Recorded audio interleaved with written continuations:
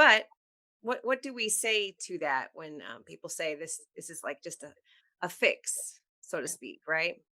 This ties in a few different things you've said, which, just the last about the World Health Organization and chronic disease, like understanding obesity as a chronic disease is not just a buzzword that, like, if we want people to say.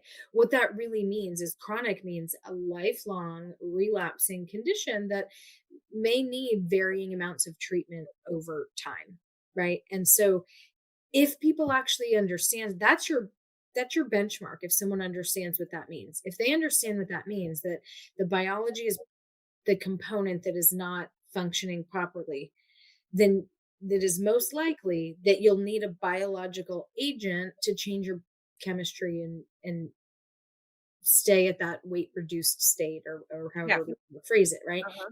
if if we're telling people use the medication to take off a significant amount of weight but then fall back on diet and exercise, like, to me, that's missing the point completely, because that's back to shaming you that you didn't know what to do then. We helped you get this off, and now it's your responsibility to keep it off with good nutrition and exercise, because that's what the right way to do it is. I think that's, in a big picture way, what's really problematic with that. Mhm. But I would take it from the angle of, like, every patient in front of me is a different person and has different impact of biology, environment, all the things, right? When you look at these graphs of what are the components, there's lots of things impacting the person. So I would say, as the individual, take that as, well, try it.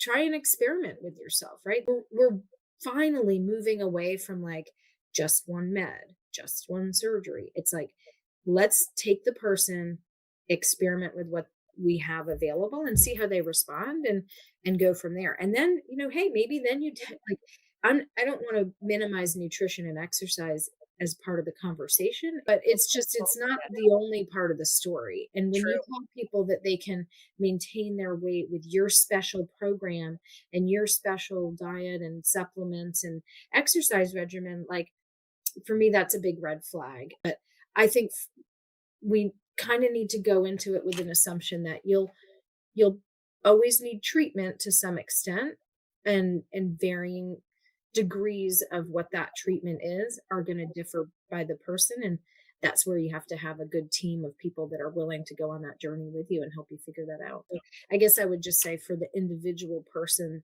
listening, know that nowadays you have to probably be your best advocate, and Yes. finding your team of people around you to help with the different parts